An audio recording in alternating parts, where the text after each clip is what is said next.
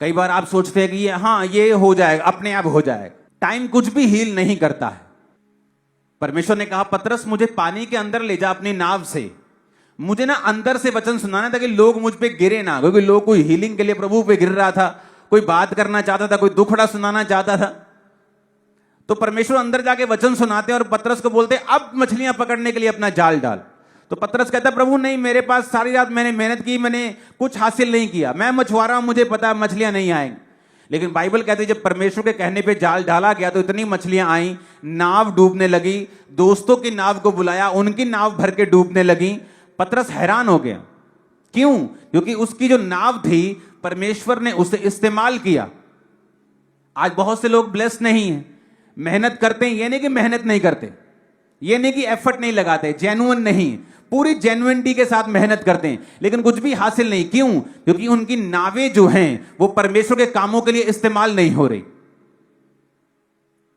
एक समय है परमेश्वर आपको अलाउ करता है, आप कम काम करते हैं, वो अलाउ करता है, वो धीरज रखता है, पेशेंस रखता है। लेकिन एक समय आता है जब परमेश्वर कहता है बस, नो मोर पेशेंस, अब नहीं, अब तुम्हारा टाइम पूरा हो चुका है, मैं चाहता हूं तुम मुझे फल दे। जिस काम के लिए इस पेड़ को लगाया गया था वो पेड़ फल अब मुझे चाहिए। इसलिए प्रभु यीशु मसीह रास्ते में जा रहे थे तो एक पेड़ नजर आया अंजीरों का, और जब परमेश्वर ने दूर से देखा कि पत्ते नजर आ रहे हैं तो परमेश्वर पास में गए तो फल नहीं था, क्योंकि वचन कहता है कि फल का समय नहीं था। तो परमेश्वर ने कहा अब से तेरा फल कोई ना खाए। और अगली सुबह जब अपने चेलों के साथ प्रभु वापस आ रहे थे तो चेलों ने कहा, प्रभु देख, वो पेड़ जिसको तूने श्राप दिया है वो सूख गया जड़ तक। अगर फल का समय नहीं था तो परमेश्वर ने उस पेड़ को श्राप क्यों दिया? क्योंकि अंजीर के पेड़ की खासियत है कि जब उसके पत्ते निकलते हैं तो फल भी आता है।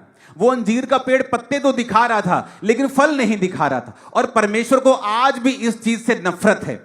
जब हम हालेलुया बोलते हैं, जब हम अपने आप को क्रिश्चियन बोलते हैं, गले में क्रॉस लटकाते हैं, हम बोलते हैं हम मसीही हैं, हम चर्च में जाते हैं, लेकिन फल नहीं है, पत्ते हैं, सब काम है, क्रिश्चियन नाम, क्रिश्चियन सब चीजें हैं, लेकिन फल नहीं है। परमेश्वर कहता माली को, ये 3 साल से पेड़ लगाया, फल नहीं देता, इसको काट दे। माली कहता प्रभु 1 साल और दे दे, इसकी गोटी करूंगा, खाद डालूंगा, फला तो फला, नहीं तो काट कर दूसरा लगा देंगे। आज कितने लोग हैं जिनके नावों से, जिनकी जिंदगियों से सुसमाचार प्रचार होता है? बहुत कम।